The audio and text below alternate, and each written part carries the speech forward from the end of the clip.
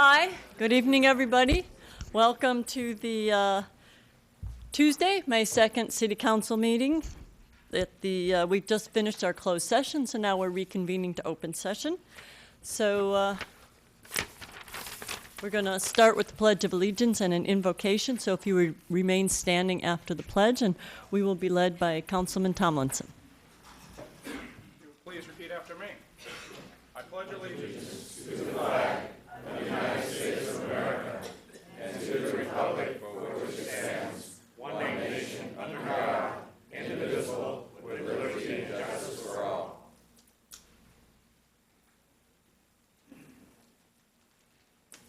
And the invocation will be by the VFW chaplain, Maury Hansen. Welcome.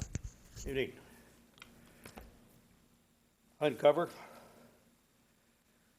Dear wise and heavenly Father, first let me say thank you on behalf of all of us who are gathered here today.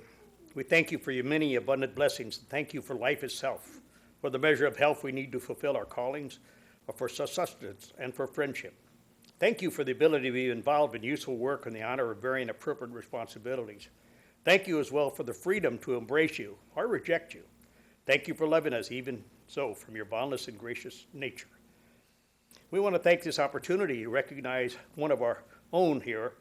It is really with great pleasure that Zachariah Scott is going to be recognized here today, and we want to offer special gratitude and special prayers for he and his family for the wonderful work they've done and the great presentation they made to the whole United States. In the scripture, we have said that citizens ought to obey the governing authorities since you have established these very authorities to promote peace, order, and justice. Therefore, I pray for you, our mayor, our city council members, our city manager, and all the staff, our police department, and our fire department. And we just ask you to continue to make Dana Point the finest city in the whole United States as we think it is. We ask that you would graciously grant them wisdom to govern amid the conflicting interests and issues of our times.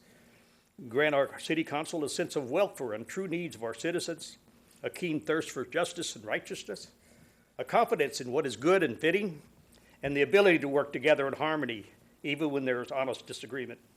Grant them all peace in their lives and joy in their task. And we ask this in your holy name. Amen? Amen. Thank you.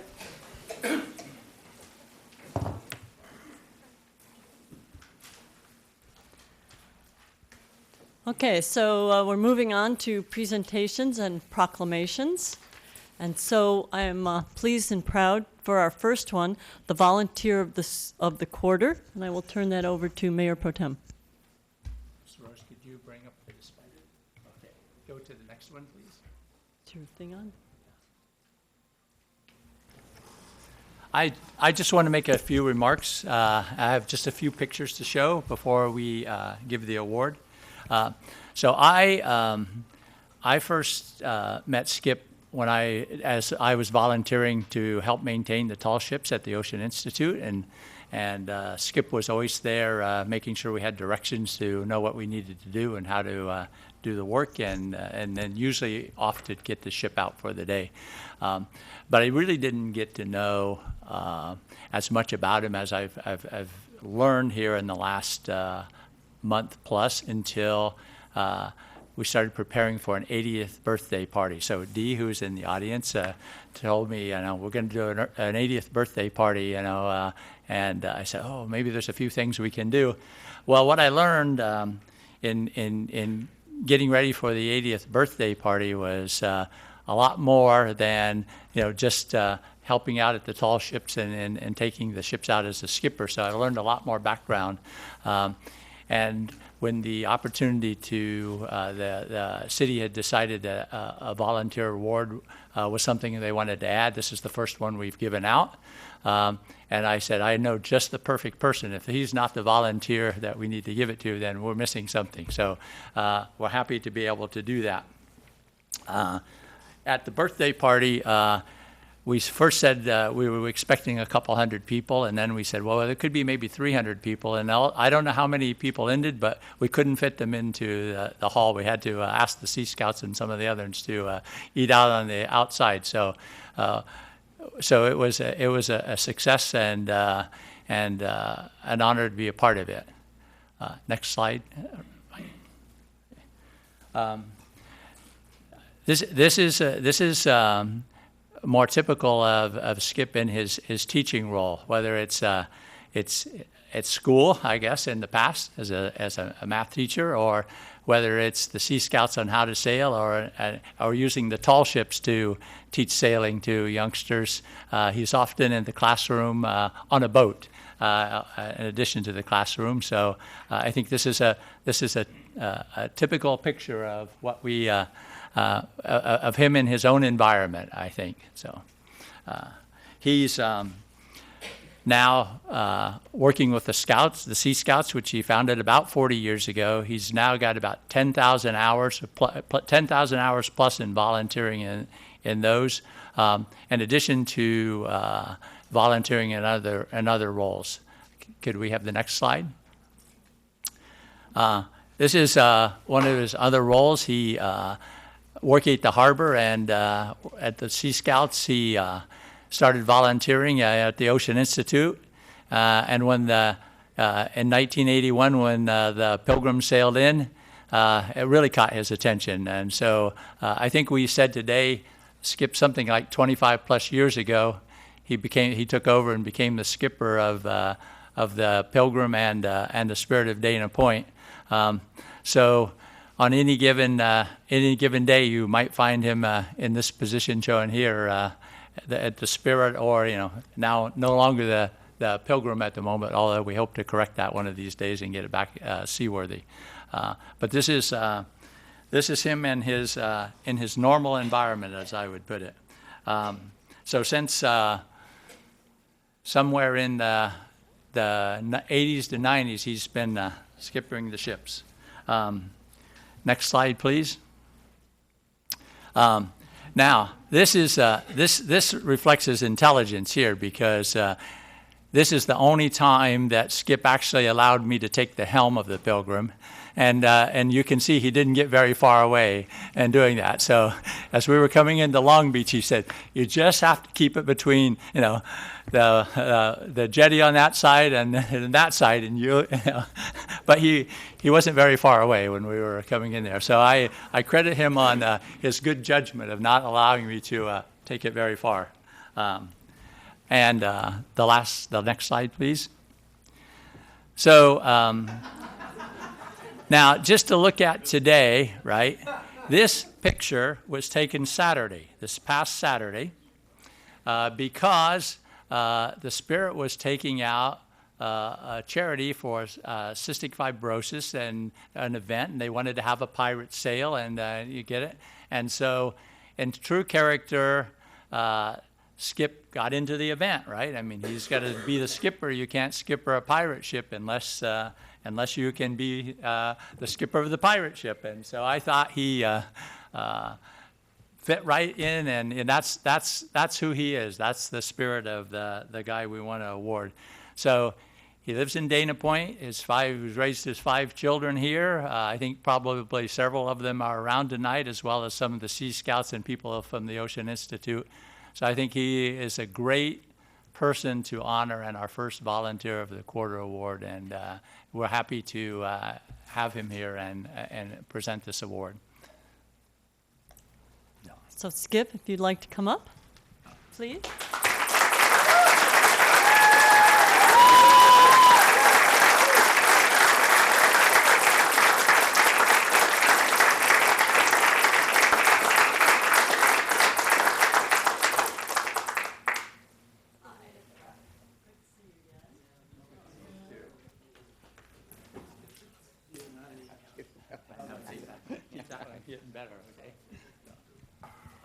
Okay, I'll help you with this, but don't stay far away from it. All right. Okay, so certificate of recognition, Jim Skip Wien, volunteer of the quarter. You're our first, so we're proud of that. And we present this in recognition of your service.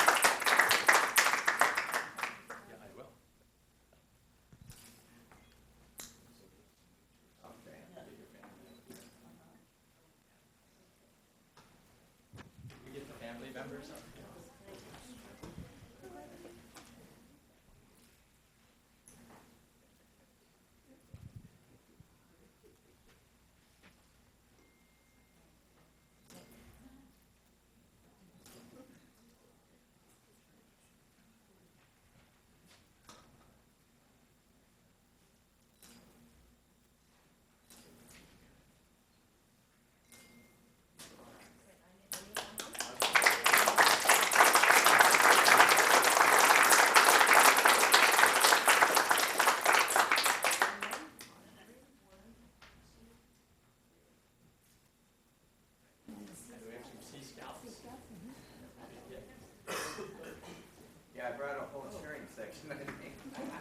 Well, one of the things that I learned was that there's about 100 people in now, and that you have graduates, if you will, the Coast Guard, the Naval Academy, and other, and I guess, A lot from Yeah. the California Maritime Academy. yeah.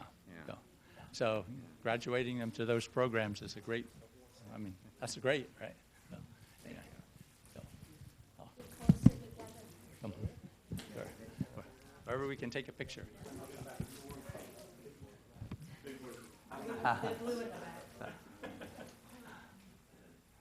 Short guys in front. Okay, on three. 1, 2, 3. And one more. 1, 2. And not to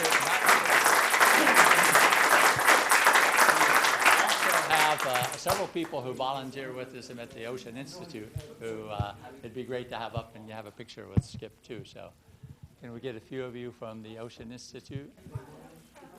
And here in Yeah. both hands here, Yeah, too. right, yes.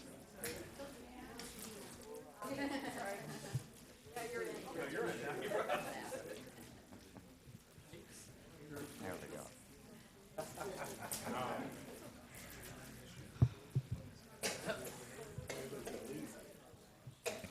Fine.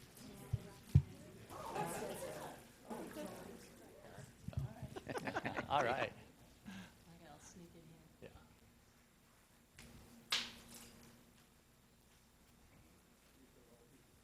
Okay. So on 3. Doug, you did mean it. 1, 2, 3. And one more time. 1. 1. Really? Got too many? 1, 2.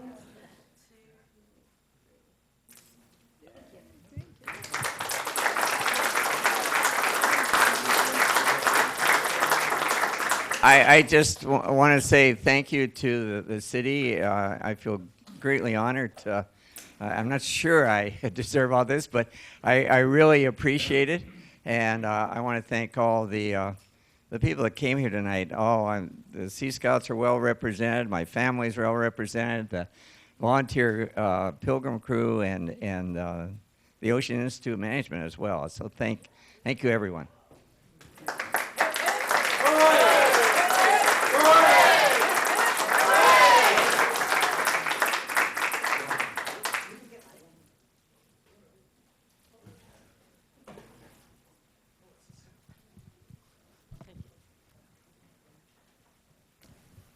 Okay, that's a tough act to follow. But I would ask Bill Woods to please come up. And we would like to present you with the annual Orange County Human Relations Board. No, I'm if you could presenting give it us to a you. report. Yeah, Yes. I knew that. Mayor Lewis, city council members, staff, my son-in-law. See, he was talking. Good evening. I'm here tonight to report on some of the work our nonprofit organization, OC Human Relations, has been doing in the city of Dana Point over the last year and present you copies of our annual report. We believe that all people have a right to live free from discrimination and violence, so we provide programs to create safe and respectful communities. Over the last year, our country has undergone a very divisive national election in which harsh things were said about various groups, leaving fear, anger, and mistrust in the wake. Our OC Human Relations believes that our mission to build understanding among our diverse residents is more important now than ever. This relationship building can contribute to a sense of community in our cities. OC Human Relations believes that partners with cities to manage challenging issues such as the lack of civil discourse, meaningful participation of all residents in the decision-making process, and overcoming the mistrust that can make every police-community encounter more dangerous for both parties. Many of our programs are provided countywide, but I would like to share the following information about our programming exclusively in Dana Point. We mediated 39 cases as well as 9 family mediations in the courts or community where one of the parties was a resident of Dana Point. In collaboration with Dana Point Police on hate crimes and individuals or community groups on hate incidents, we are pleased to report we documented no hate crimes, but there was one hate incident in Dana Point in 2015-16. We worked to build a sense of community among Dana Point residents and staff through hate crime victim outreach and support. In conclusion, OC Human Relations has partnered with the City of Dana Point for the last 25 years to bring police and diverse residents together to build safe, respectful neighborhoods, to develop positive relations among the broad spectrum of Dana Point residents, to address community conflict and strife, and to sustain a human relations infrastructure to serve cities when crisis situations occur. Just as important as the infrastructure of storm drains, curbs, gutters are to the protection of Dana Point and its residents, in the human relations infrastructure of offering effective conflict resolution programs, trained professional staff, and positive relations with diverse communities that can be called upon at OC Human Relations. So what I'd like to do is present you the mayor with this certificate.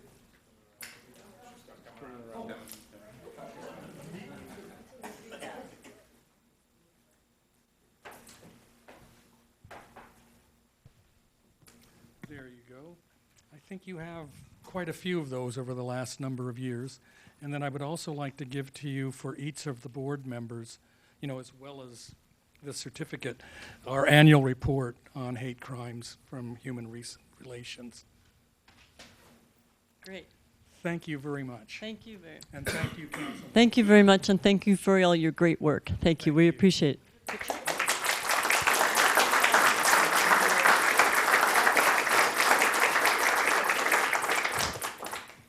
Need another hand here. Okay.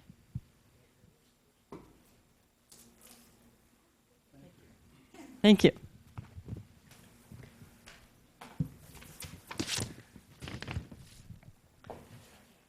Next, please, if we could ask Councilman Vazorek and VFW District Commander John Miller and VFW Post 9934 members and Lieutenant Chilton to please come up.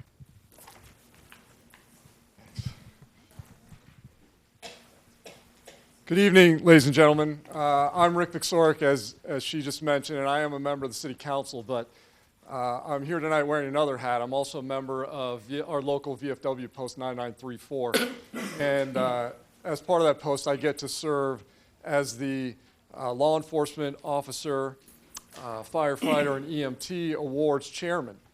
And so what we do is, every year, we find people in each of those professions, and we nominate them as either Law Enforcement Officer of the Year, Firefighter of the Year, or EMT of the Year. Now, in a second here, I'm going to ask our award winner to step up here and join me. But I want everyone to know this is not the first time that we've done this year. As a matter of fact, Deputy Scott was here before because we awarded him our local post award for being chosen by our post. To give you a little bit of background on the setup of the VFW, first it starts at the local, the VFW Post 9934. Our next higher headquarters is District 2, which covers basically Orange County and a little bit of another county. After that, the next higher headquarters would be our state or department level, and then after that is our national level. So with that, I'd like to ask Deputy Scott to come up and join me up here. And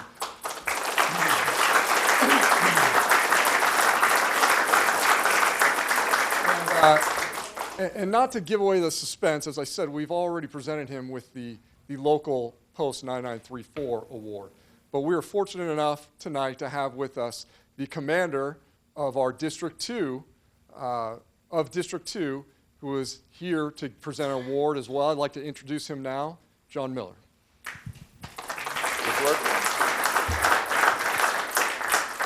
One quick correction, the last name is Muller. Hey, cousin, how you doing?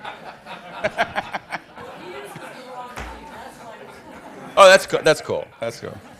Mayor Lewis, members of the Dana Point City Council, I am VFW Commander John Muller, and with Post Senior Vice Yost and the members of the VFW that are participating this evening, let me say it's our extreme pleasure and honor to be here this evening to present on behalf of the Commander-in-Chief of the Veterans of Foreign Wars, Brian Duffy, Department of California State Commander Dale Smith, and of all the members of our organization of the Veterans of Foreign Wars to acknowledge a member in your community, a member of your first responders that has been recognized by his peers, by his community, and now by the VFW.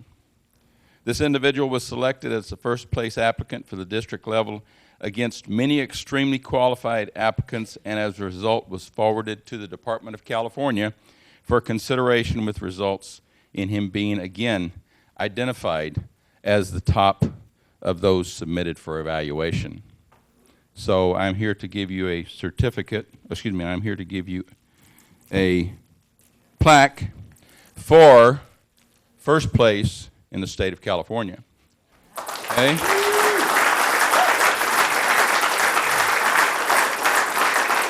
Now, does Mama get this? Okay, Mama, you get this. Okay. But it don't stop there. From there, his application was again forwarded on up the chain, and to the Department of headquarters for the VFW in Kansas City. His devotion to duty, care and concern for his community, and recognized efforts and activities that have proven he is here to protect and serve the Dana Point community, or whichever community his assignment takes him. We understand that he's not undertake the commitment to the Sheriff's Department or the Dana Point community for recognition, but it has been felt it is appropriate to do so. It is my pleasure, with your permission and assistance, to identify the VFW National Law Enforcement Award winner.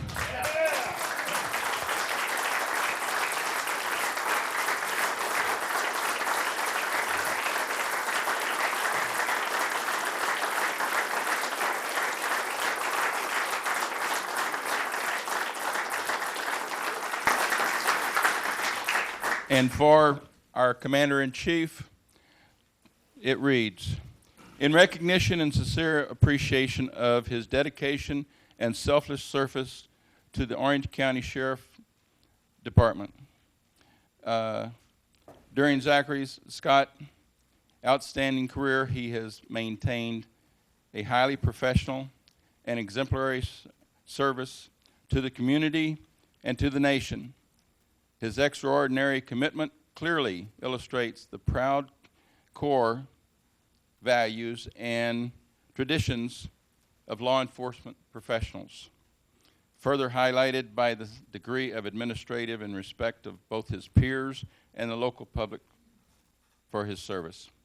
Deputy Sheriff Zachary Scott is truly an accomplishment, example of all who serve the community, and this honor reflects his proud service in the highest standards of the Veterans of Foreign Wars of the United States of America.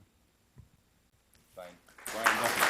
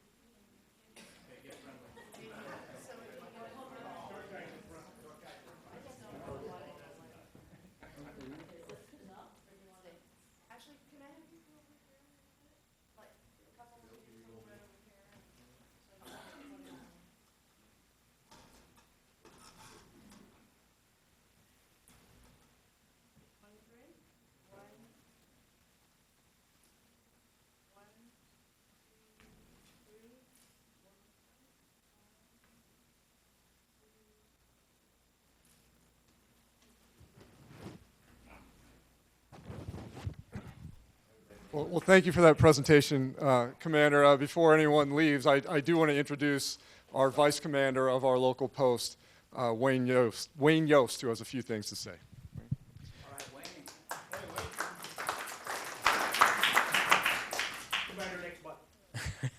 Congratulations, Deputy Scott, to you and your family. This is truly an honor. Just so everyone in the audience and the council is aware, there are over 6,000 VFW posts throughout the country, and for you to be chosen the top cop among 6,000 posts with tens of thousands of members, it's truly an honor for us to have you represent us, so we thank you for that. And Chief, thank you for your tutorship of him.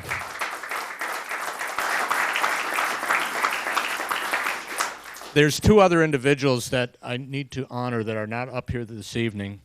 One is Captain Justin Neville of Orange County Fire Authority, and the second is Reserve Officer Jathan Smeagol of the Orange County Fire Authority, also who is an EMT. These people were chosen at our post level for Firefighter of the Year and EMT of the Year. They went on and won first place in our district for those two awards, and they went on to state level, and they both won second place in the state. What does this mean? This means that our city of Dana Point is producing and hosting some of the best first responders in the country, and this is something that our entire community can be extremely proud of. So we want to render our thanks to all of those.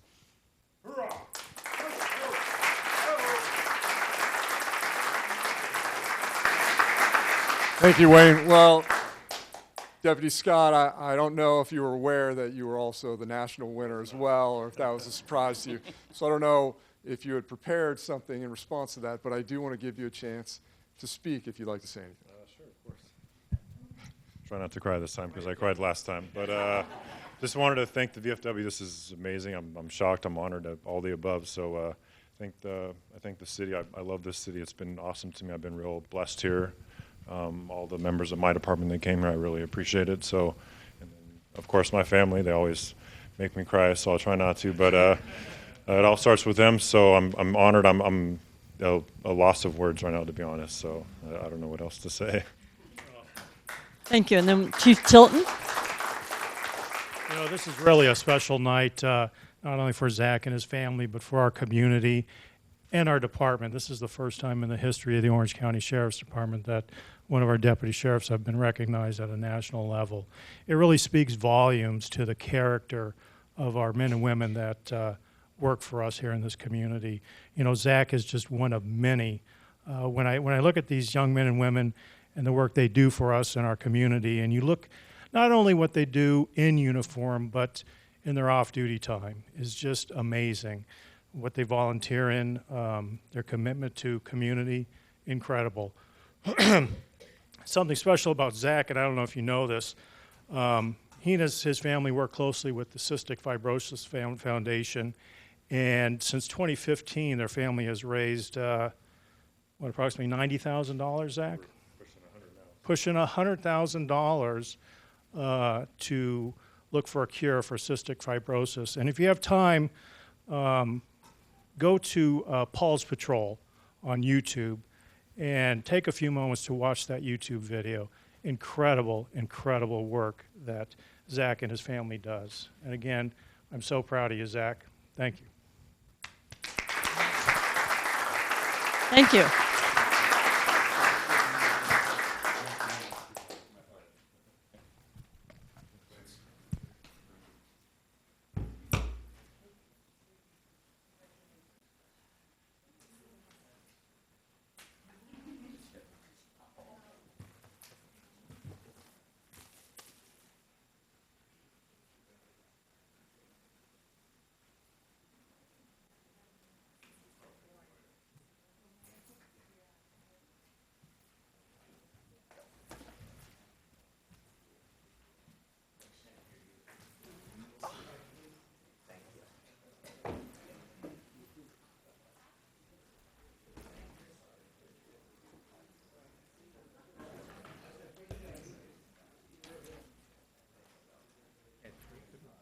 Yeah.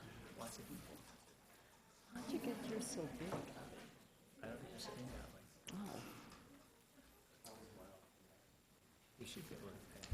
Okay.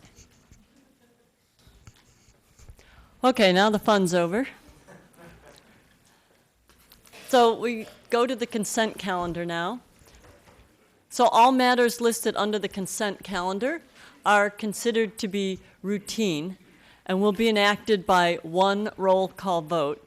There will be no separate discussion of these items unless a member of the City Council, the public, or the staff requests that this item be removed from the consent calendar for a separate item and then discussed. Madam Clerk, does any member of the staff want to remove an item from the consent calendar? No, ma'am. Any member of the public? No, Madam Mayor. And how about any council member? Yes, Mr. Miller. Yeah. Or is that Mueller? Talk to I John. I answer to all of them. I need to make a correction to my meeting notice, or my meeting list, so I need to pull number 2. Oops, I just messed up my screen. Okay, so you're pulling item 2?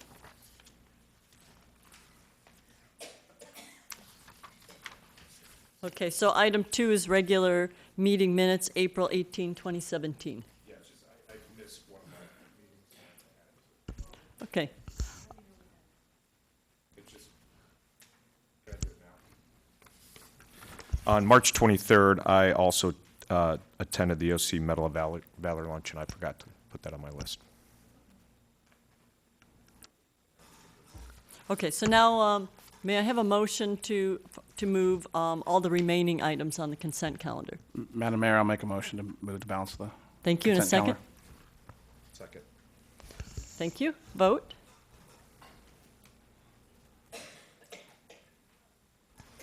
Motion carries 5-0. Now we need a motion to move the item removed from the consent calendar, item number 2, regular minutes of April 18, 2017, as corrected. Do I have a motion? So moved. And a second? Second. Guys are fast today. Vote.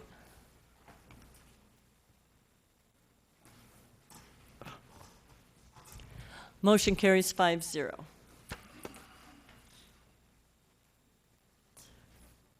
At this time, the city clerk will read titles of the ordinance listed on the agenda. Do we have any? Yes, Madam Mayor, I have one. It is a second reading adoption of item number 12. And it's an ordinance of the City Council of the City of Dana Point, California, approving Zone Text Amendment ZTA 16-0001 to amend the Headlands Development and Conservation Plan, Section 4.0, to address public access over specified access ways in the residential portion of the Headlands and submission as part of the Local Coastal Program Amendment, LCPA 16-0001, for approval and certification by the California Coastal Commission. Thank you. Thank you. All right, moving on to the public comments portion. So any person wishing, who wants to address the City Council during the public comment section or on an agenda item, asked to please complete a request to speak from the table outside the council chamber. The completed item is to be submitted to the city clerk prior to the agenda item being called, and then the individual can be heard. In order to conduct a timely meeting, we ask that you keep your comments to 3 minutes per person. And we also ask, please, that we keep everything civil, no personal attacks on anyone. We understand items get passionate, but we need to keep it civil and speak your piece, but not attack anybody. Members of the public are just expected to be courteous, and we in return will be courteous to you. We cannot take any action on an item that's not on our agenda by state law. So while you give us your comments and we will listen carefully and acknowledge your comments, we can't discuss them, so we don't want you to think that we're ignoring you. If anyone has any handouts to distribute, please hand them to the clerk before you speak, and they will be distributed to us. First up, Penny Maynard. and then Ms. Carol Wilson.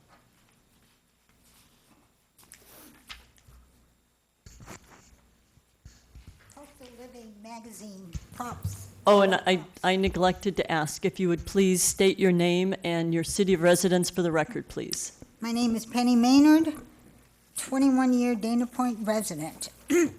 After attending the April 18th City Council meeting and hearing the Mayor Pro Tem discuss upcoming city budget items, I knew I had to come here and speak. I appreciate that he spent time bringing his presentation to the council. I do not agree that the city engages in deficit spending or budgeting. He compared Dana Point to Laguna Niguel and Laguna Hills, perfect example of comparing apples to oranges. Why not compare Dana Point to Laguna Beach and Newport Beach, actual coastal communities? Dana Point has about 60 events per year, including over 3 million visitors, and needs a police services budget of much more than Laguna Niguel and Laguna Hills.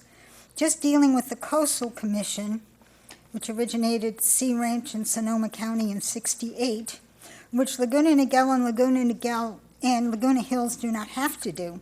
It increases staff time, particularly the city's legal services, and other budget items. These costs are often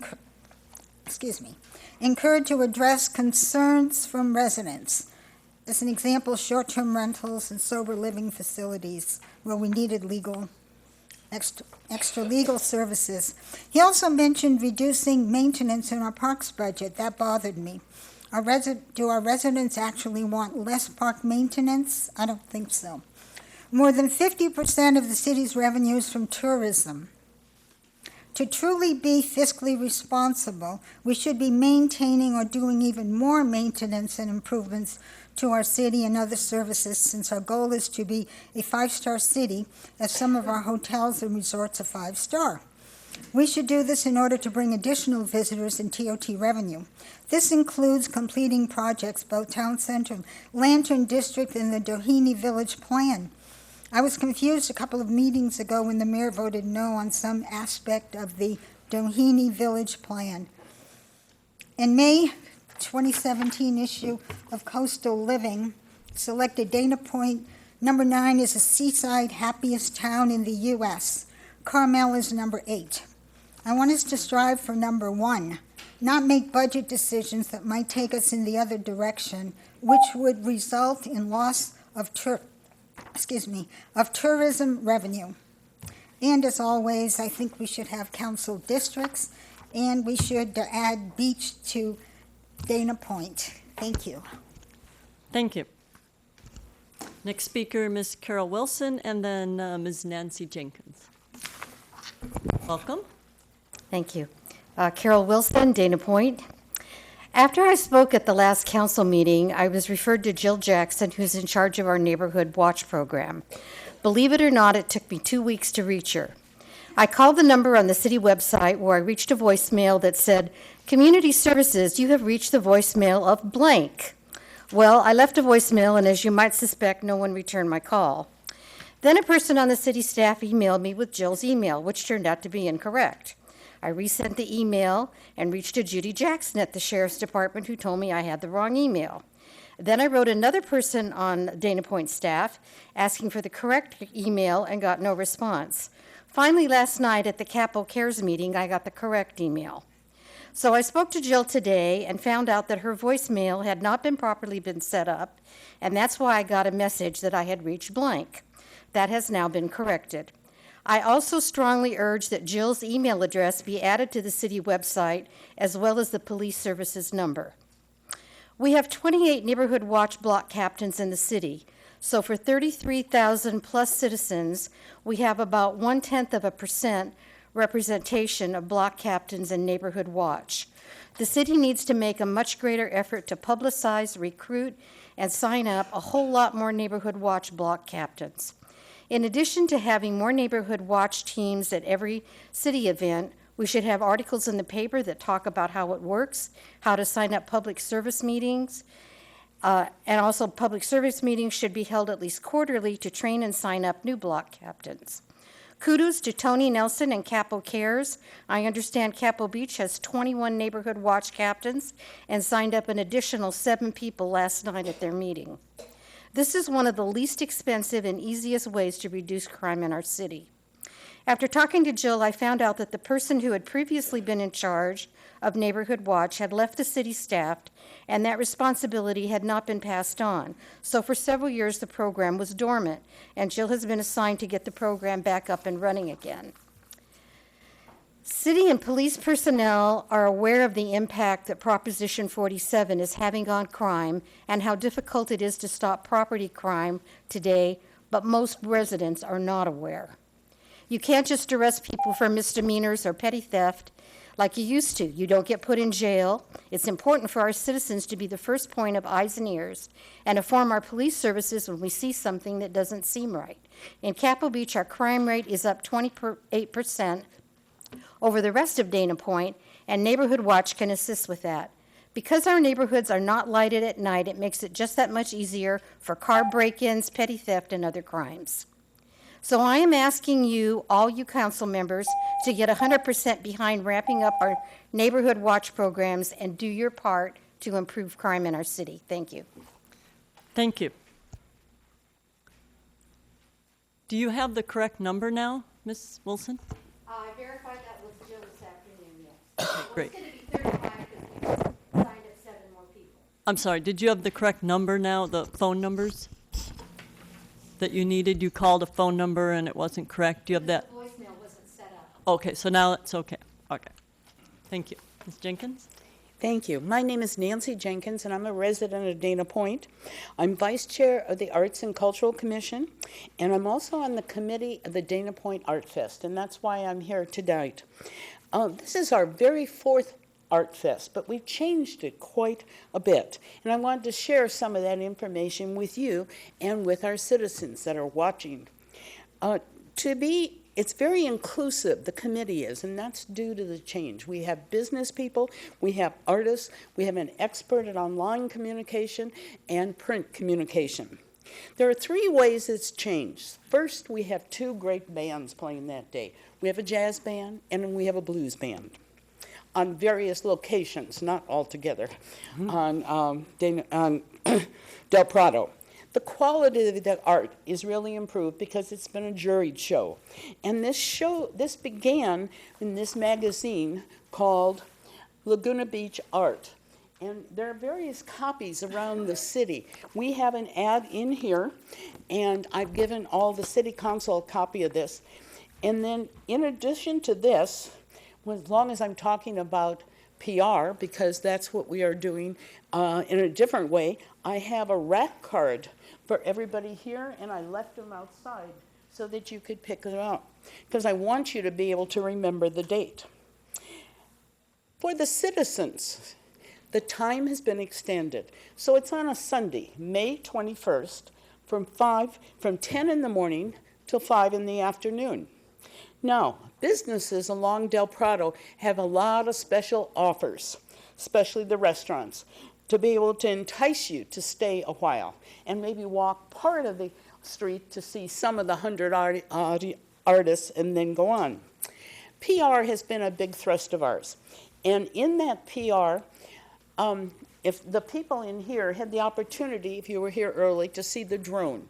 We met a man by the name of Dean Kirkland, who is from Hollywood, and he is doing a free drone video for us. But it's only halfway done. He's done the drone along Del Prado in all the buildings and the restaurants and shows the street, but he's also going to be there and do the drone on the day of the Art Fest and then put it together. And as what is mentioned before, it'll be a great PR place for our hotels too. And one last thing, you'll see a lot of banners, but we all get the copy of the community news from the city of Dana Point. And on page 25, there is an ad right up there so that you can remember exactly what the date is. It's May 21st, Sunday, on Del Prado from, 9 to 5, did I say? 10? 10 to 5. Okay, and I You were hope to see you all here, and this is an official invitation for you. Thank you. And what was the name of that card you held up? It's called a rack card, and R-A-C-K. Oh, rack, okay. Card, and they're in, I have put them in 8 places in the harbor, and Jack Loconsola of Jack's Restaurant has put them all along Del Prado. So if you see one, and pick it up and get it to your neighbor, because we want as many citizens that can come. Great, thank you very much. And our last speaker is Emmanuel Downs.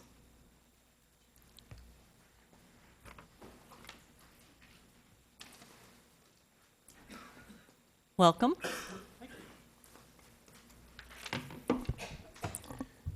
My name is Emmanuel Downs. I've been a citizen of Dana Point for the past 2.5 years, and I'm a programmer by trade, so forgive me if I have a kind of lack of public speaking skills.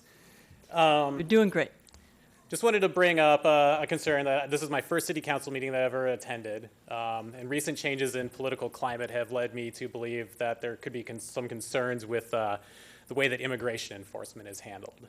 I know that this mostly stems from changes at the federal level, and I'm not here to confront anybody that's doing any local law enforcement. I've had nothing but great experiences from everybody that I've met, including a chance encounter today with Sergeant Himmel. So as far as everything goes with that, I've had nothing but great experiences and nothing to complain about. I just come with some concerns. And those concerns are in regards to potential cooperation between the federal government's immigration enforcement agents and local police forces. I don't see this as being a thing that helps bring a community together. I think that it's not going to result in a safer community. I think that it's going to make people more afraid of law enforcement, and it's going to create a lot more tension between regular citizens and law enforcement people.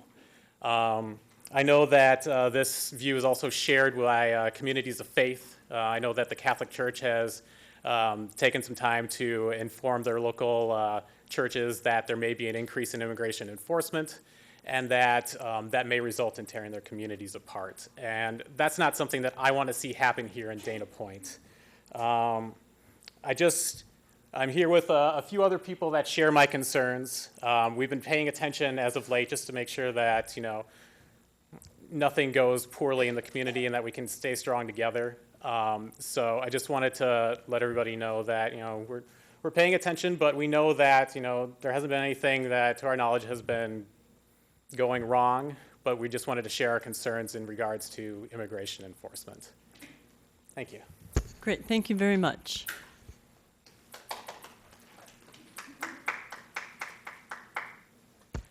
I don't have any more slips, is that it? That's correct. Okay, so I will now close the public comment portion. Are there any public hearings? No public hearings. Public hearings. Okay, we will go on to the unfinished business portion. The first item is a budget status update. Is there a staff report? Yes, Madam Mayor, there is. At your last meeting, April 18th, the City Council directed staff to work with Mayor Pro Tem Wyatt in developing a plan to integrate council priorities into the budget process with appropriate metrics and other comparable data, which those two components were key to Mayor Pro Tem Wyatt's presentation at the last meeting, bringing in metrics and other comparable data to measure performance. We had a couple meetings with Mayor Pro Tem, and collectively here we're recommending that the council direct staff to focus efforts over the next 60 days on getting the next 2-year budget adopted. In addition, staff did prepare a budget calendar that's attached to establish some timing expectations for the deliberation of the budget adoption process. That's attachment A to the document. We're also recommending direction from the council tonight. Two key components, basically a general direction to stabilize the budget and establish this next fiscal year as a baseline year with limited or no growth in the general fund operating costs, and also to fund the capital improvement plan, basically to include a line item to fund capital maintenance of existing city infrastructure by limiting or reducing operating costs where appropriate. It was also discussed that this next year's budget, FY18, is the first year of a 2-year budget, and that it be considered a no-growth budget where expenses can be stabilized in advance of a couple of efforts that would take place concurrently. Also at that April 18th meeting, Councilmember Miller suggested that a strategic plan be established by the City Council. So we're folding that into this overall recommendation. So kind of to land the plane here, it's recommended that the council review the existing strategic plan between basically adoption of this next budget and the end of this fiscal year, and on a concurrent path that the Financial Review Committee carry out its recent recommendation to develop some overarching financial policies and principles. The two of those documents come together in the development of a long-term financial plan that can be discussed early next spring with the intent that direction be provided from that process that could that will direct staff to bring back budget amendments for the second year of our 2-year budget that we're going to be talking about over the next 60 days. So with that, I'll turn it over to Mayor Pro Tem Wyatt if he wants to make a few comments. That concludes my report. Thank you. Mayor Pro Tem? I have a few reports, and I want to, first of all, thank Mr. Killebrew and Mr. Denny for working with me, coming back with a proposal after our meeting and starting to kick off a work about how we could get the current budget pulled together in the 60-day time frame we have, which is and also start to look at how we could address some of the ideas on budgeting. So I think my fellow councilmen have heard a lot more about priority-based budgeting and some of the other things in the last 2 weeks than we've maybe talked about in some time, and so we're starting to get a appreciation. I don't want to necessarily ask for any modifications on the motion tonight, but in terms of the overall plan, I think one of the things that we may want to do in parallel with starting to work on the strategic plan is find a company that can pull our residents and get their priorities so we can look at how the resident priorities and what we think the city's priorities are dovetail together in that strategic plan. I think we'll have a better plan if we include that poll in it. So I think that will be an important parallel activity that I think we can look to do. And once we get some sense of the cost, we can look at approving expenditure to do that. The other thing that I think we should look at, so there's a budget calendar on here to get this year's budget approved. In this board minutes, there's also a bit of a flow chart to show how we can develop the strategic plan and some policy and guidelines that the city can work with. And like I said, along in parallel with those first or second 2 blocks there, adding the residence poll, we may want to take a look at that.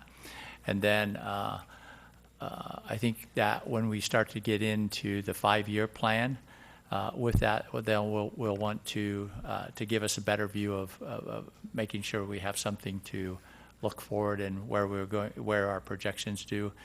We can also start to build the tactical plan of those metrics that we want to measure and budget to, so that we actually have actionable items in our budget that we can track our progress against and build the budget to fund. So there's a little bit more as we flesh this out. The other thing I want to thank for and looking through, we all have to work through in preparing the budget, but one of my concerns expressed early on was we didn't actually budget the amount of money we need simply to make sure that all of our facilities and other assets in the city were maintained. We looked to try to save a little bit here and maybe a little bit revenue and see at the end of the year how much we had that we could do that. But we need to take care of leaky roofs and other things that we have on a number of our buildings. And so I hope that we'll get those into the budget this year as line items and approved to actually do the required maintenance on our facilities and not let them run down, because it'll catch up with us some point, and I don't think we'll be in better shape later to catch up than we are now as we start to plan it and put it in. So I appreciate the fact that you've added those.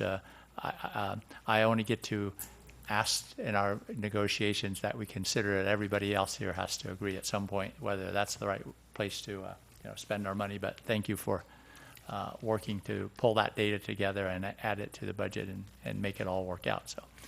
So I want to think we've done a good job. If I could, since if the council wants to add a citizen survey, my recommendation that we get that started now, Yeah. so that the results are ready for the strategic plan discussions. Yeah. Okay. Yes, we will definitely need to do it soon to make it all fit together, right? So, yeah. So we could. I don't have a cost, so I can't actually do it. But as part of this, we could, when we get down to motions, we could ask the staff to come back to us with a proposal and a contract that we could approve. Thank you. Any other comments or questions of council? Any public comments?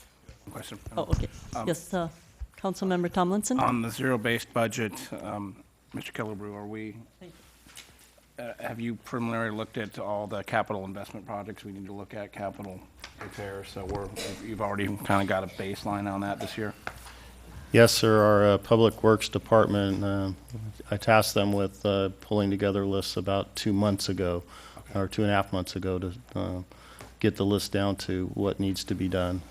So between our street systems and also our facilities, they've pulled together a list that I'm including in the budget. And a follow-up question to that, if there's some sort of like emergency storm drain repair, do we have a reserve fund for that, or do we just have to vote on that if we need to at the time it arises? Included in the proposed budget are standard projects for different types of basically emergency work. In addition to having money in our operating budget for maintaining storm drains and so forth, there's also money, will be money in the budget for mandates, if you will, emergencies such as the storm drain repairs. There's a base level that we'll keep in the budget. Okay, thank you. Thank you. I do have one request to speak. Penny Maynard.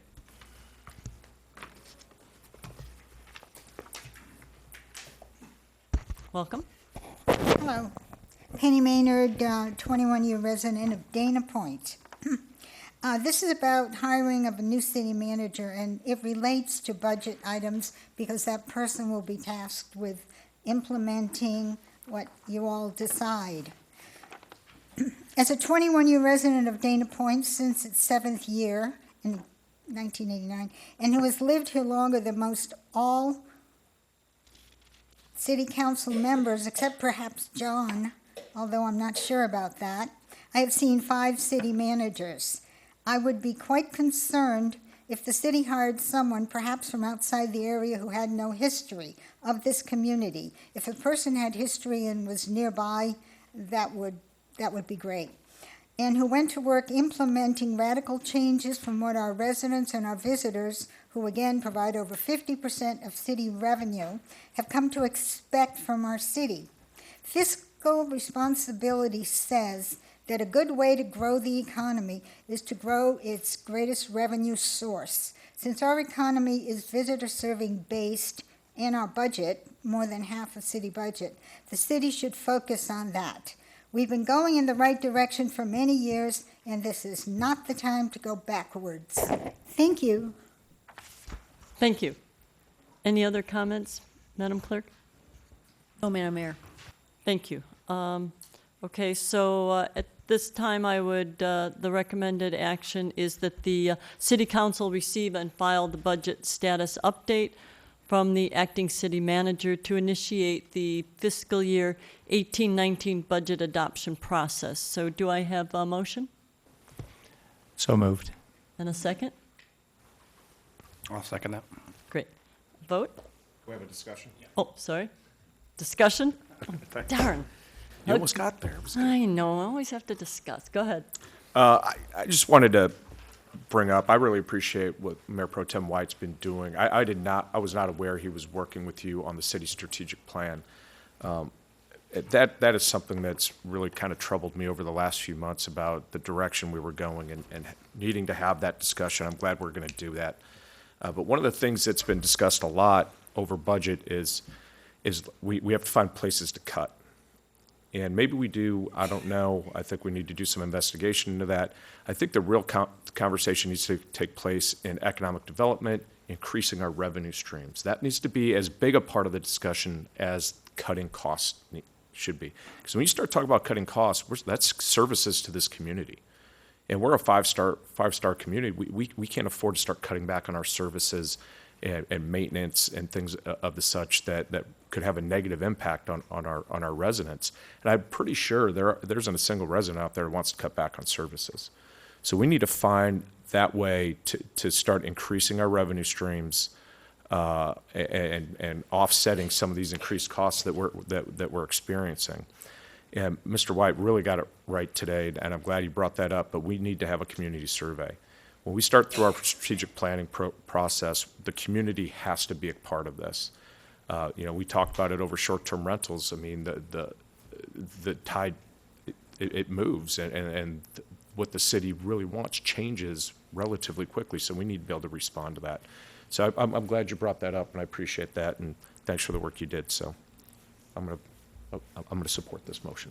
Thanks. Great, thank you. Any other discussion? Yes, Councilmember Tomlinson? I'd like to echo some of Joe's comments, Councilmember Miller's comments. I do think that we need to look at the revenue side too. I mean, whenever you're budgeting, it's great to cut things, but if you can find ways to provide the same level of service and build a surplus with additional revenues, I think that's the best of all worlds. I also agree with Mayor Wyatt's suggestion to have a resident survey before we go into the strategic planning to see what the residents are really focused on. I think that's a great idea. So hopefully we can get that information back as soon as possible. And I guess a question for Mr. Killebrew at this point. Are you looking at alternative revenue sources in the budget at this point, or increasing revenue somehow? Not new revenue streams, no. Okay. We're always looking for grant monies, particularly for capital projects, but as far as new economic development initiatives, no, not at this point. And what would your opinion be of trying to get some grants? Those are, difficult, easy? Probably more difficult with the new administration. All right, that's all I have. Thank you. Any other comments? Okay, the motion on the table, we'll vote. I'm sorry, on the table.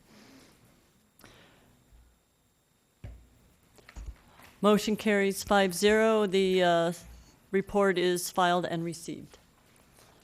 Okay, on to new business. Item 10, renewal of the professional services contract for information technology services.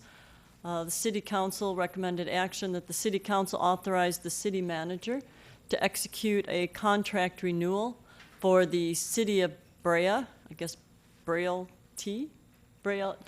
It's Brea IT, and Madam Mayor, staff is requesting that this item be pulled and laid over to the next meeting.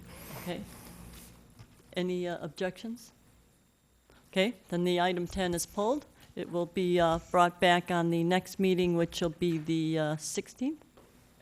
16th of May. Did we have any comments before I move on? Not for that item. Okay, thank you. All right, moving on to item 11, the quarterly financial report for March 2017. Recommended action is that the City Council receive and file the city financial report and management discussion for the 9 months ended March 31st, 2017. Do I have a staff report? Yes, Madam Mayor. The city's finances for the first 3 quarters of this fiscal year ended March 31st are largely tracking on budget. Revenues overall are up over $600,000 or 2.7%. Expenditures are also up about 4.6% or $1.1 million. Much of that has to do with one-time costs that have been added to the budget this year. I want to point out that the city's emergency and cash flow reserves, in addition to its capital projects reserves, remain fully funded in accordance with council policy. The original budget that was adopted 2 years ago estimated that the general fund balance at the end of this fiscal year would be $16.1 million, and the current budget shows about 15.7. And I'm asking you not to hold me to this, but my estimate is that our revenues are probably going to come in north of $500,000 over budget, and our expenditures probably in the $500,000 under budget range. So that we should beat our 2 year ago estimate as far as general fund ending fund balance. Thank you. Any questions of staff? Mr. Wyatt? Not a question, comment, and a thank you. In one of my meetings with Mr. Killebrew, in trying to look at the budget reports, the quarterly reports, I told him that I was having a great deal of difficulty trying to sum them back to our budget so I could see where we were, because the budgets are by type, like personnel, material, and whatever, but our reports, but our budgets are by department and grouping and function, essentially. So after, a couple of minutes, Mr. Killebrew said, I think we can do that. We can sum them up we can show them both ways. And so in this report, the last few pages, basically section F, on pages 32 through 36, now sum the budget up into functional categories, so or the expenses, so that it can be compared back to the budget. And it makes it a lot easier for us to see where we are against budget and the way we budgeted. So I thank you very much for being so quick and thoughtful in doing that. Thank you. Any other questions? Yes. Mr. Killebrew, so with your projections of increased revenue and decreased expenditures, so you're looking at a fund balance increase of approximately maybe $1 million? Possibly, depending on what transpires operationally the next 2 months that might not be expected by me at this point. Well, I consider that to be good news. Do you consider that to be good news? Always, and honestly, Okay. we've traditionally budgeted rather conservatively. Okay, thank you. Thank you. Any other comments? Okay, so we, let's see, recommended action is, what's up? Yeah, I was just going to read this and then I would do, no, that's okay. I have forgotten before. The recommended action is that the City Council receive and file the city financial report and management discussion for the 9 months ended March 31st, 2017. Do we have any public comments? No, Madam Mayor. Thank you. Any discussion? Okay. Motion and Move the item. second are already on the table. So if we could vote on that. Motion is carried 5-0, so the City Council hereby receives and files that report. Moving on to item 12, you have already read the title, is that correct, Madam Clerk? That is correct. Okay, so now we will have the second reading for the actual ordinance itself. So the recommended action is that the City Council hold the second reading and adopt an ordinance entitled, this is a long one, an ordinance of the City Council of the City of Dana Point, California, approving zone text amendment ZTA 16-0001 to amend the Headlands Development and Conservation Plan, Section 4.0, to address public access over specified access ways in the residential portion of the Headlands and submission as part of the Local Coastal Program Amendment LCPA 16-0001 for approval and certification by California Coastal Commission. Is there a staff report on that? Yes, Madam Mayor, I'll go ahead and turn it over to our Director of Community Development, Ursula. Thank you. Not much. There's nothing new to add from the April 18th City Council meeting where a staff report was given and the modifications provided by the Coastal Commission were outlined. We've received no further public correspondence on this item. Thank you. Thank you. Do I have any public comment on that? No, Madam Mayor. Any question Okay, so I ask for a motion that we hold the second reading and adopt the ordinance. Second. Any discussion? Okay, vote please. Motion carries 5-0. Do you read the ordinance, or just the title was sufficient? No, I already read it earlier, Okay. so we're good. All right, moving on. Item 13, licensing agreement, amendment number 13 with Digital Map Products for property information updates and GIS services. Do we have a staff report? Yes, ma'am, brief one. Digital Map Products provides the city with our geographic information systems services. That entails property ownership, sales information, zoning information, web application, and so forth, that much of our staff, planning and building and engineering, use on a daily basis. The original agreement for this system that was installed for the city was back in 1997. This is a renewal of that system, and it is a key component of our day-to-day operations for community development and public works in particular. The annual cost for next fiscal year will be $44,676 included in the budget, and a little less than $1,000 increase for the second year of the agreement. And that concludes staff's report. Thank you. Any questions? Yes, Mr. Miller? Thank you, Madam Mayor. Mr. Killebrew, I'm looking at this, and we've used this service since 1997. Yes, sir. Are there any other providers of this type of service out there? There are. This particular provider does have an agreement with the county that gets us access to property tax data that we're able to download fairly frequently, that property information that we're able to download frequently. And nobody else, I mean, I'm just looking, this is the 13th amendment of this. We've been going on 20 years using the same provider. I can look over at our building official for some other metrics, if you will, as far as how widely used this particular product is in Orange County. But yeah, I don't know. I'm just wondering, when I see a contract that's been going on for 20 years, I kind of wonder what's happening. The other thing is, and maybe I don't understand this product that well, but it says OCSD and CASA share our data?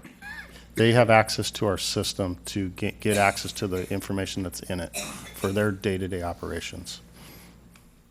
Do they share the cost on this? Well, OCSD, obviously, if they shared the cost, we'd end up paying for it anyway.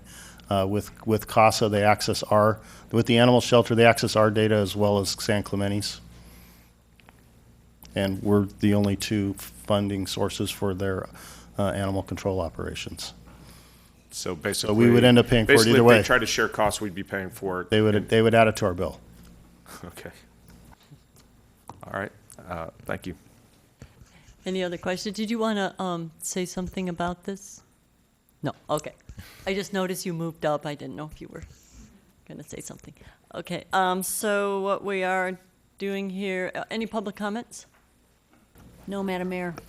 Okay, so the recommended action is that the City Council authorize the city manager to execute the licensing agreement, Amendment 13, with Digital Map Products and the City of Dana Point for property information updates and GIS software and services. Do I have a motion? So moved. And a second? Second. Thank you. Any discussion? Okay, vote please.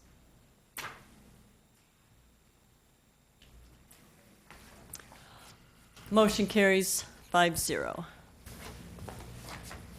Last item here is a no smoking or vaping ordinance in public places.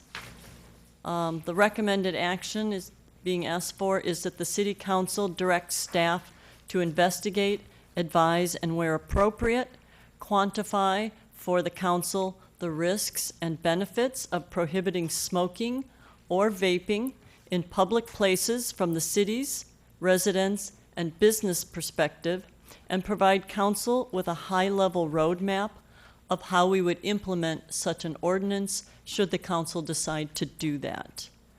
Is there any staff report on that? Just really briefly, the city does have some ordinances on the books that prohibit smoking in certain areas, public parks, and then and also under state law, there's some limits on where people can smoke. But also there's in our codes, public elevators, waiting rooms, public hallways and patient rooms of healthcare facilities, public meeting and assembly rooms, public buildings that show movies, lectures, musical plays, ... and food establishments. There is a little bit of movement afoot in California for cities to increase the number of no smoking areas. I know Manhattan Beach and Calabasas, according to some work that the city of Laguna Beach did a few months ago, because they're going to be considering this I think at the next week's meeting. They've gone as far as banning smoking in alleys, ATM and ticket lines, bike paths, multi-unit residents with common areas, parking lots, parking structures, pathways, plazas, right-of-ways, sidewalks, streets, and roads. So there's other cities that have moved in certain directions, and I know that our city attorney has looked at a few things where there may be some concerns on some of these areas, but there is a ton of information out there that we could pull together in fairly short order and report back to City Council. Great, thank you. I asked that this item be put on the agenda at this time. I want to stress that we are not voting on an ordinance, but merely directing staff to investigate and advise us and get back to us that here's how we would proceed on a roadmap if we chose to go down that path. One, I looked at our 6.40.010 prohibition, and a couple of the items appeared to be out of date. Any private party or banquet room or rooms during its use by a private party or group still is not prohibited, and that's been banned as of June 9, 2016. And it still says bar, cocktail lounge, or similar other area where alcoholic beverages are the primary sales items, and that too has been banned by state law. But for me, I put this out there because I see this as a quality of life issue. And I'm asking staff to investigate. I receive complaints quite frequently from residents about smoking on the sidewalks as they're walking to and from places in the city, smoking where people have gathered and, it's coming into their house or, impacting their quality of life. So, for example, I wanted to just share this. I got this today from someone who said that her neighbor has a motorhome parked in the driveway, and the boyfriend lives in the upper unit and the girlfriend in the motorhome, and they have not been good neighbors because they have to deal with things like noise, fighting, and smoking on the sidewalk near their house. So the woman crosses the street to smoke on this woman's side of the street, and so because they don't want the smoke in their area, and so it comes into their home, impacts their quality of life, and this is just one comment, and I probably receive at least once a week. So I have read the Manhattan Beach ordinance, as you said, and they have had that in place. It's banned smoking in public places citywide, and I corresponded with the city council members in Manhattan Beach, asked how that was going, how enforcement was going, and they're very, very happy with it. And they said it has improved the quality of their life, and their residents really like it.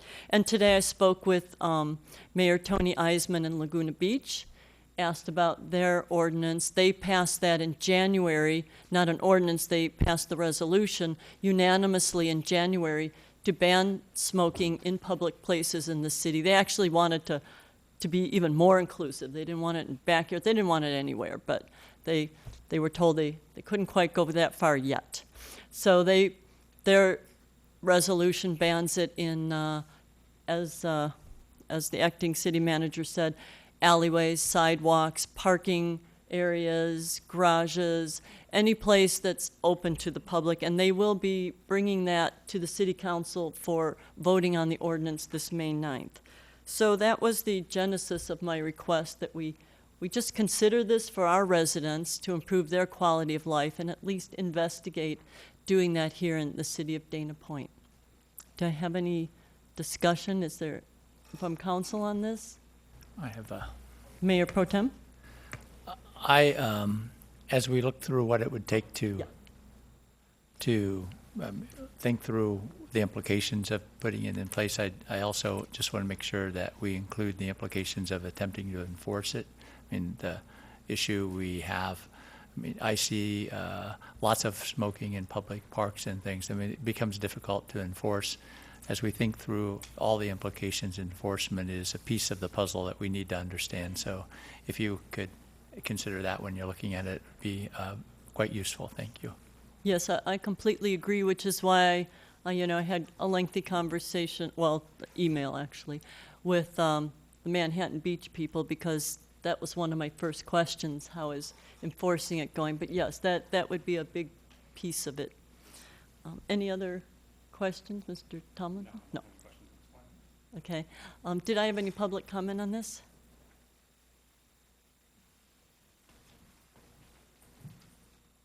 Thank you. Okay, I have two public comments. First, Carol Wilson, and then Rabi Shodari. Hope I pronounced that. Was I even close? Yeah.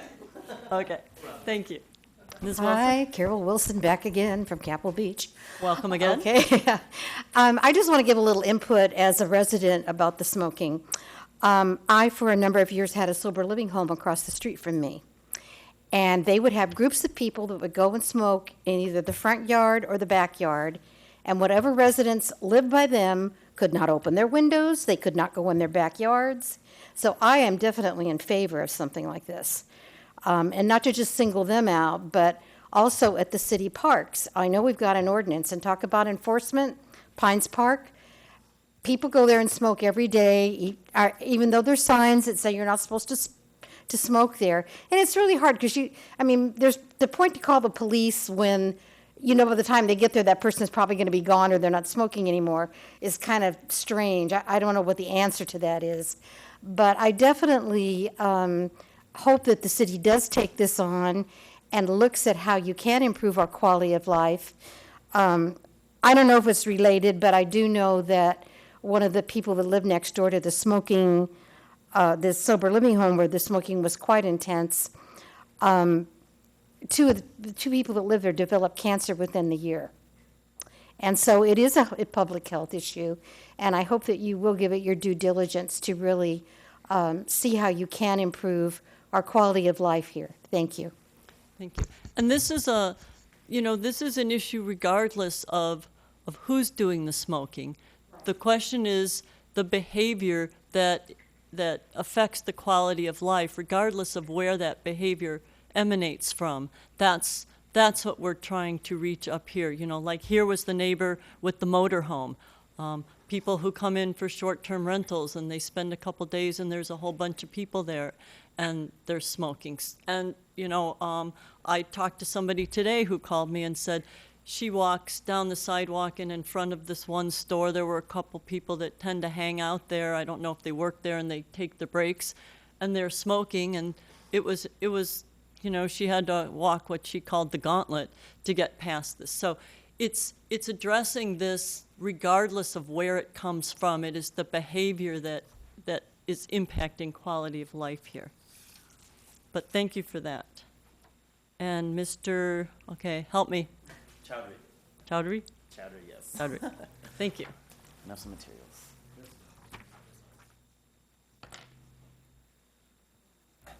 Yeah. All right. Hi, Mayor Lewis, council members. My name is Ravi Chowdhury with the American Lung Association. I'm a Brea resident, but Orange County resident with my family for 20-some years. I just want to say thank you for bringing this conversation into light. It's a really important conversation we still continue to have, and we still have a lot of things that we need to do to protect people's health. I can go on the statistics and everything about tobacco use and its effects on people's lungs and overall health in general, but I'm not going to. You all know that tobacco use is one of the leading causes of lung cancer.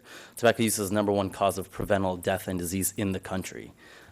We don't see it as much here in Orange County. You might say, I barely see anyone smoke, even though you do get complaints all the time as an individual. We have a 10% prevalence rate of smoking here in Orange County. And you say 10% might not be that much, but we also have about 3 million people in Orange County, so it still adds up. And that's just people reporting for themselves. A lot of people don't self-report that they do smoke. I provided some handout materials. I sent the city manager, and I think the city clerk also received our report from the American Lung Association. It's our State of Tobacco Control report, and that grades all the cities in every county in California on their policies for tobacco control. Unfortunately, Orange County is not so great, specifically Dana Point, among a lot of cities in Orange County. We have an F. There's only 3 cities in all of Orange County that has a C. That is Santa Ana, Laguna Hills, Laguna Woods. And they took it upon themselves to enact some tobacco policies, specifically the parks and recs and certain parts of their public areas. This isn't saying that Dana Point is terrible and you're not doing a bad job. It's just it was never brought into light. And we never had that conversation. We're having that now. So there is an opportunity for us to protect everyone's health, especially with a lot of emerging issues like e-cigarettes and vapes. It's a massive problem here in Orange County. It's affecting our youth. The flavorings addict all types of youth. They're gummy bear flavored, gummy worm flavored, cereal flavored. So obviously they're attracting youth community members. And so that also leads to tobacco use as well. Studies been showing that. And I just want to let you know that I'm here as a resource. With the American Lung Association, I manage all of Orange County. I'm here to help. I've been helping Laguna Beach, as you've been saying. I've been helping them for the past few months put this policy in place. I'm going to be there next week. I'm doing this all over Orange County, and I'm here as a resource to push this forward, give you as much information as you need, get a lot of different organizations involved. But I just want to let you know I'm here and I fully support this, and I can congratulate you on having this conversation. Thank you. And if you have any questions for me, please. Great, thank you. Did you leave your contact information? Yeah, all my business cards are in each folder, and I can just leave some more cards if anything with the city clerk for anyone to. My email and my cell phone is on there. Thank you. And I did talk with, like I said, Mayor Eisman this morning, and she said that they did quite an extensive survey before they wrote up the ordinance. And she said that it came back, and the people who did the survey told her they have never had a survey come back that high. 80% of the Laguna Beach residents who responded said they approved and wanted this no smoking ordinance. So yeah, it's a growing trend. You're going to see that all over California, that people are in favor of a smoke-free environment. It just makes sense. So I fully support this. and we were one of the first cities to ban the plastic bag. So keep moving in the right direction. So any comments? Yeah, Member I've heard, Tomlinson? yes, I've heard some discussion. Are we talking about backyards and private residences as well on this? Are we, I've heard other cities doing sidewalks and public parking structures. What is the extent of the ordinance that we're looking at here? Well, the extent that we're asking to investigate is public places only. So along the Laguna Beach line, it would be sidewalks, streets, parking garages, any place that is publicly accessible. So that could be the sidewalk around your house, around in your neighborhoods, any public sidewalk in Dana Point we're talking about.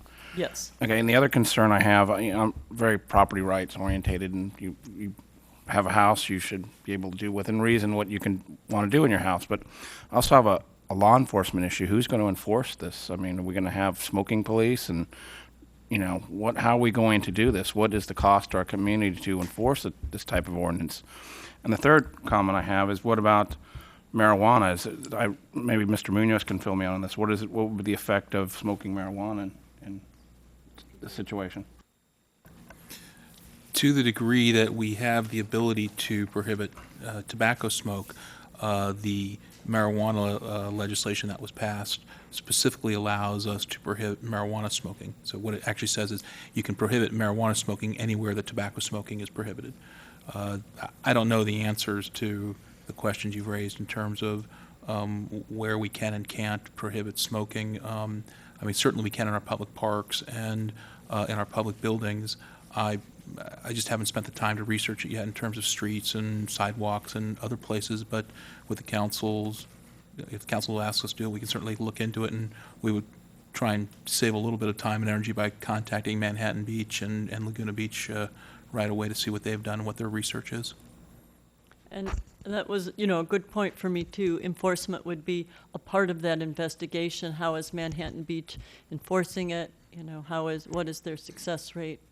And those types of things. And I agree that smoking is a public health issue, a huge public health issue in this country, but I also want to weigh the rights of property owners and individual freedoms. I mean, I don't want to see us become a police state where people that drink large sodas, you can't have large sodas, or something that you like to do, and all of a sudden people are trying to ban it. So I just want to carefully weigh that interest. Sure. And as I said, we're not passing on an ordinance or deciding that we do or don't want to ban it. At this point, I'm just asking that, we talk to Mr. Chaudhry and get the research. Did I get that? Okay. Get the research in Manhattan Beach and Laguna Beach and any other cities that already have this sort of prohibition in the public places in force. Okay. I just wanted to add a few comments to that. Thank you. Thank you. I appreciate that. Any other comments? Yes, Mr. Miller? And I usually don't do this, but I echo Mr. Tomlinson's concerns. We can go down a really slippery slope here, and you start talking about people's, private property rights and start talking about what you can do in your front yard, what you can do in your backyard. We got to balance that, and I think that's all we're asking for here. That's something we do need to take into consideration as we're looking at an ordinance like this. Where can it really go? I mean, you start talking about private parking structure or public parking structures. What if it's owned by a private entity? I mean, is it now a public? It's who has rights on there to determine if you're going to allow you to smoke outside? Because the smoking ordinance saves you two uncovered sides. I mean, there's a lot to think about here, but I think most importantly, it's how do you enforce something like that? I mean. I went on a ride along and we were finding, individuals that had meth on them, and it was, here's your ticket, we're going to take your drugs, I hope you show up in court. I mean, so are we really going to go down a path until we can decide how to enforce this? Now, I know what you're saying. I mean, most good people are going to not do this. I mean, if everybody appreciates and respects each other's boundaries, that would be great. We wouldn't have this conversation because the smoker would understand you don't like me smoking, I'll move around, or I'll move around you, whatever happens to be, so I can stay away from it. But I understand we've got a problem. I'm not a smoker. I never have been. And I enjoy smoke-free environments as much as the next guy. But I would really want to be careful about how we go down this path. But I have no problem with exploring it. Thanks. Great, thank you. Any other comments? All right, so I would make a motion to direct the staff to investigate, advise, and where appropriate, quantify for council the risks and benefits of prohibiting smoking or vaping, and smoking is now defined to include, I understand, marijuana, but if we need to add that, in public places from the cities, the residents, and the businesses' perspective, and provide the council with a high-level roadmap of how we would do outreach and ultimately implement an ordinance should we decide to do that. So I move that. Do I have a second? Yes? And I don't know if I heard you say this, but I like that what Laguna Beach did, that Okay. they actually surveyed their residents to find out what they want, and I think that's a good idea for our community to do that as well as we go down this path. Yeah, and I think that would probably be part of the high-level roadmap that they would bring Well, I back just want to to us. make sure that was included in there, Okay. that we would do something like that. So a high-level roadmap to implement an ordinance which could include a scientific survey of our residents. So I will amend that motion and make that motion. Do I have a second? I'll second it. Hey, thank you. Any discussion? Okay, vote.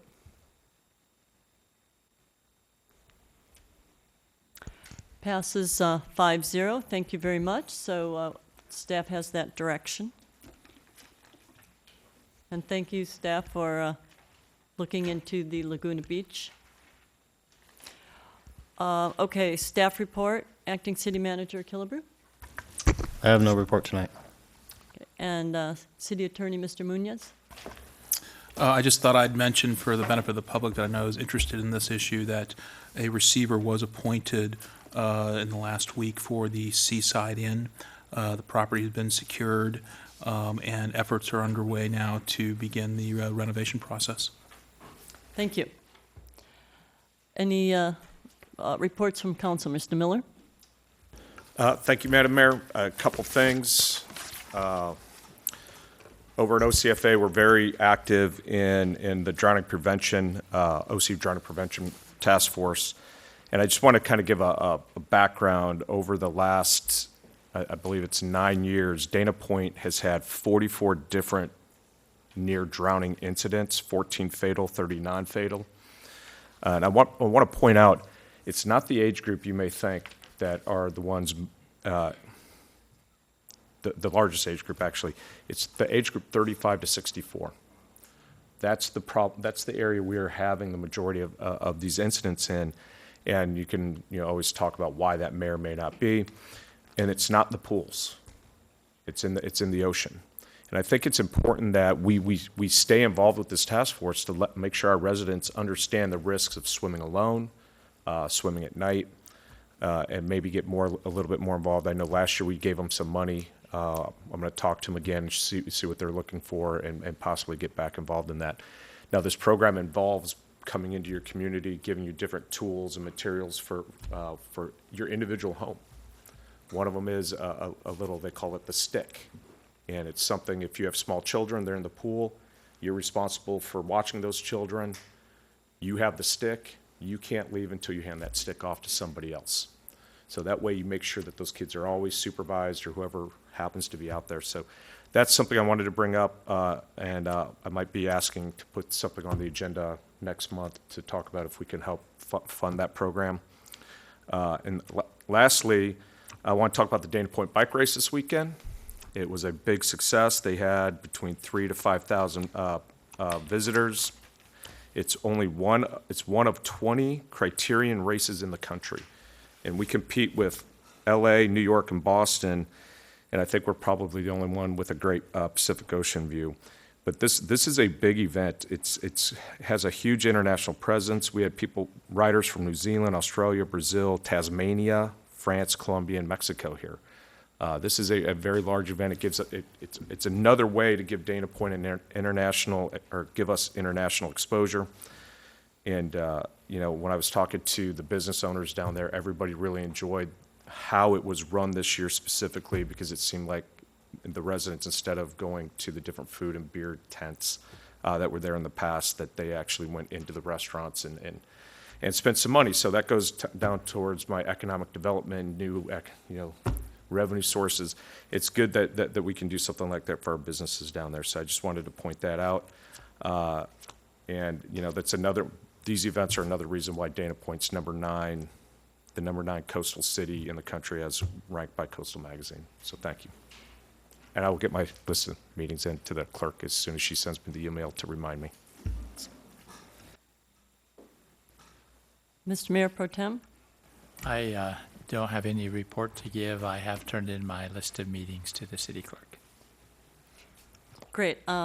I just wanted to say last night I went to a town hall meeting at Capo Cares, and I just want to say thank you very much, Tony Nelson. You put a lot of your time into your neighborhood, and it really shows, and I appreciate that. I appreciate you having the event, and thank you very much to all of the people that turned out. It was a great turnout, and thank you very much to the Capo Beach Church for hosting that. And I will turn in my meetings. Yes? Member Vazorek? Thank you, Madam Mayor. I have nothing to report tonight, and I've already turned in my list of meetings to the clerk. Good for you. And Mr. Tomlinson? Yes, thank you, Madam Mayor. I will also turn in my list of meetings to the clerk, which sometimes I get a little late, so I'm sorry about that, Madam Clerk. But I'd like to recognize, our sheriff's deputies here in town, and I want to speak about a couple of incidences that I've had opportunities to interact with them. And we had a young man this evening who was awarded a national award, and we've got to be very proud of our deputies here in Dana Point, all of them. And sometimes you forget they have families, and I stepped outside here for a moment, and this young deputy was getting his little boy shirt on and getting ready for this presentation night, and we forget that they are people in our community with families. And I see Deputy Chappelle back here, who protects us during our council meetings, and I got a flat tire not too long ago, right after a city council meeting. Boy, they were right there on the scene, and I got to tell you, our guys respond, and our ladies and gentlemen out there respond. I saw something the other day. I was driving down Del Obispo, and there was a kind of a strange car with a jack hanging out of the side of it, and I'm like, wow, that's strange. 2 seconds later, there was a deputy coming down the street, made a U-turn, and engaged them right away. So I'm very proud of our police services around here, and I just want to give a hats off to Lieutenant Chilton, our police chief, and all of the deputies in the department here. You guys do a great job, and thank you for really responding and taking care of our residents here. Thank you. That being it, do I have a motion to adjourn? I move we adjourn. Good. Second? Second. So adjourn. Next meeting is the 16th. We will see you then.